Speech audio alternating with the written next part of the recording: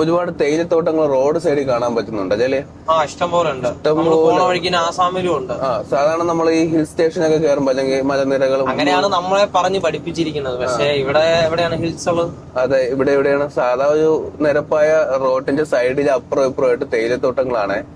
ഒരുപാടുണ്ട്, ഒരുപാട് കിലോമീറ്റർ ആയിട്ട് കാണാം. ഇനിയുള്ളത് കുറച്ചും കൂടി മുന്നോട്ട് പോകുമ്പോ അടിപൊളി സിംഗിൾ റോഡിൽ അടിപൊളി രണ്ട് സൈഡ് കാണാനുണ്ട്.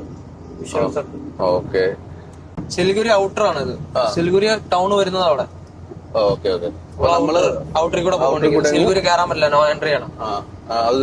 ടൈമുണ്ട്, സിറ്റിക്കകത്ത് കയറാൻ പാടില്ല. 8 to 10 ടൈമാണ്. ഇന്നലെ വെസ്റ്റ് ബംഗാളില് നമ്മൾ കയറിയപ്പോഴത്തേക്കും രാവിലെ നല്ല തണുപ്പൊക്കെ കണ്ടിട്ട് നമ്മൾ വിചാരിച്ചു നല്ല കാലാവസ്ഥയാണെന്ന് വിചാരിച്ചു. പക്ഷെ ഉച്ചയൊക്കെ ആയപ്പോഴത്തേക്കും വെന്തുരുകി. അതെന്നൊക്കെ കഴിഞ്ഞാൽ ഇവിടെയും ഇവിടെ വ്യത്യാസം ഉണ്ട്. കാരണം ഈ തേയിലത്തോട്ടങ്ങളെ കാണുമ്പോ ഞാൻ വിചാരിക്കുന്നു വെയിൽ അങ്ങനെ അടിക്കുന്ന സ്ഥലമല്ല. ഇവിടെ എപ്പോഴും ചെറിയൊരു കൂളിംഗ് ഉള്ള ഏരിയ ആണ്. കഴിഞ്ഞ തവണയൊക്കെ ഞാൻ ഷട്ടർ കുറച്ച് പോയ സ്ഥലമാണ്. ഈ ട്രിപ്പ് ഇനി എന്താവുമെന്ന് അറിഞ്ഞൂടാ. നമ്മള് കഴിഞ്ഞ ദിവസം വെസ്റ്റ് ബംഗാൾ കയറിയത് മുതല് നമുക്ക് ടോൾ ഇല്ലാത്ത റോഡിൽ കൂടെ വന്നത്. ആ റൂട്ട് ഒന്ന് പറഞ്ഞു കൊടുക്കാമോ? നമുക്ക് വീഡിയോ കാണുന്ന ആർക്കെങ്കിലും ഉപയോഗമാണെങ്കിൽ. ഞാൻ ഇച്ചാവരം തൊട്ട് പറയാം. ഇച്ചാവരത്ത് നേരെ എടുക്കുന്നു. LND എന്ന് പറയുന്നതാണ് ഒറീസ വെസ്റ്റ് ബംഗാൾ ബോർഡർ.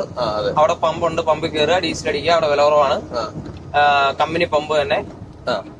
അറിയാലോ, ബിരിയാണിക്ക് ഫ്രീ ആയിട്ട് കിട്ടിയല്ലോ.